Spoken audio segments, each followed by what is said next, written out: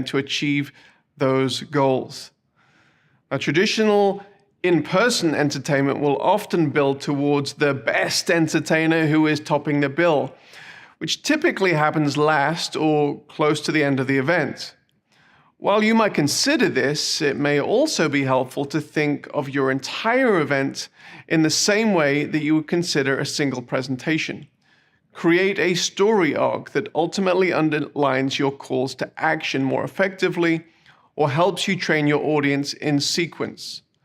One of the main benefits of online events is the ability to include presenters from around the world in a way that would not be possible if they had to travel to your event at an in-person location. There are a number of effective softwares and simple templates available to help you manage your minute-by-minute run sheet for the event. Just be aware that despite all of your careful planning, many, maybe most, run sheets won't go exactly as planned, especially if you're broadcasting significant portions of your event live. Broadcasting your event live has many exciting and important psychological benefits, of which I love, but predictability isn't one of those benefits. It's important to plan for the unexpected in your run sheet. Allowing for the unpredictable in your online schedule is something that you should be aware of. Sardius gives you the ability to create very complex event schedules ahead of time, which you will need to do. However, if you have the unexpected changes to your schedule at the last minute, you need to ensure that you are hosting your event on a platform that allows you to make last-minute changes, rather than the event being significantly cached on the attendee's machine. Sardius allows you to make those last-minute changes and work them seamlessly into the flow of your event. Now let's turn to the video production of the event. Typically for an in-person and a hybrid event, it's recognized that video production must be of a certain quality level. The same realization is not always recognized with exclusively online events. With the proliferation of video conferencing platforms, video quality often isn't given as much thought until the audience is struggling trying to follow a presenter who has filmed his presentation on his mobile phone with bad video and audio. And when we speak of video production quality, we're speaking of video camera quality, audio quality, lighting quality, background quality, and finally broadcasting quality.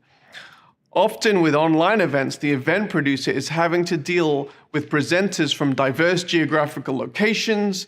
In the past, may have only been the preserve of outside broadcasts on newscasts of election coverage. Without having to produce full-on TV quality, here are a few suggestions to produce the best quality video for your event and mitigate against some of the inherent risks. Number 1. Obtain a central location to film and broadcast from. Most individuals don't have access to high-quality video production gear. Now, this has changed somewhat in the post-COVID world, and even if you do, it is often wise to have a second set of eyes as a video producer to ensure quality production. If you obtain a central location to shoot the event with a higher quality production level, better equipment and tech personnel, and invite your key presenters to this location, you can limit your exposure to bad video. Secondly, pre-record the segments of your event where you're broadcasting a video conversation. There may be legitimate reasons why you need to broadcast a low latency video connection live. For example, if you require a live feedback interaction with the audience. If you don't, it may be wise to pre-record this segment, which gives you the ability to get better quality video, which could possibly be edited if there are any mistakes or video dropouts. Thirdly, ensure key presenters have better quality video recording and broadcasting equipment. The success of your event may be dependent upon certain key presenters. If they cannot be at the central location, then try and ensure that they have access to better quality video production. This might involve them traveling to a studio close to them, or it may involve providing them with better cameras, lighting, audio, perhaps a backdrop that they can record their presentation independently. Even if it is part of a live video conference conversation, this can be edited for a later simulated live broadcast. Now let's talk about broadcasting and the live or the simulated live question. The subject of whether your event should be broadcast live or pre-recorded and broadcast at a simulated live event is highly connected to the structure of your event. Having bad video can be a make or break for an online event. Therefore, this is a consistent question that the Sardius team discusses with our clients. There are a number of pros and cons to each approach. Let's talk about live. But it is these very limitations that make live events popular. It creates a psychological buzz, it results in bigger audiences, and it creates the ability to create finances through mechanisms like pay-per-view.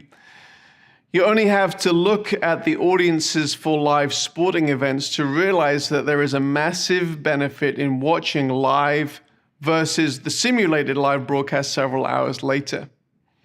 Now, even outside of the sporting realm, live broadcasts have a certain cachet that results in bigger audiences, and despite the inherent risks involved, which we'll talk about, they give you some opportunities that are not available with simulated live or video on demand. These largely boil down to live audience engagement. And this includes interaction with questions from the audience who are posting in chat or via video conferencing, the ability to poll or to ask your audience questions and get in-the-moment responses. The risks connected to live broadcasting are related to two main factors. The first of these is the unpredictable and complex nature of an event schedule, which can mean a much bigger production budget to ensure that there are no errors in the broadcast.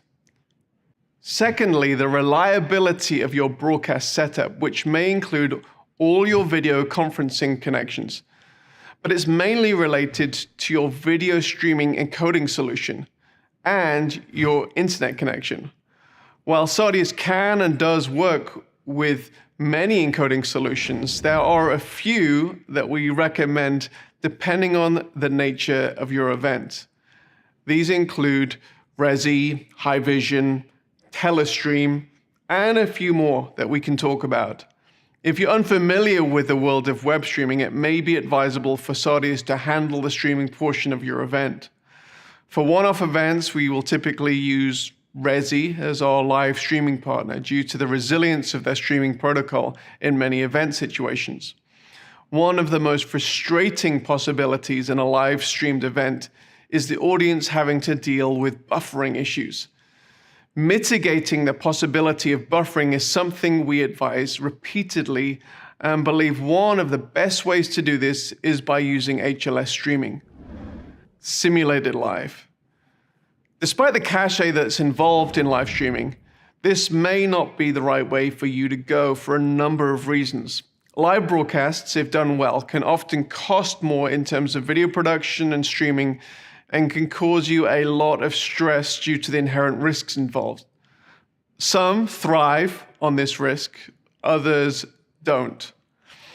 Another approach can be to pre-record your program and then broadcast it as if it's live. This is often called a simulated or sim live broadcast.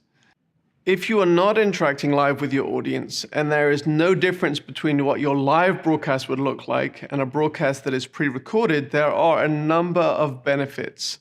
Added to the reduced risk and potentially reduced cost, it also gives you an opportunity to broadcast at times that are convenient for your audience across different times of the day and even different time zones.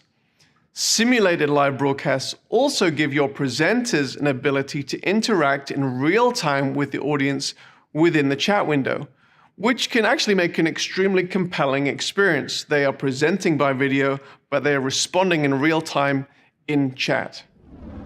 Let's talk about copyrights for a moment. It's important in building your event that you have the correct permissions to broadcast the content your schedule dictates to your audience for the duration of the time that you wish to broadcast.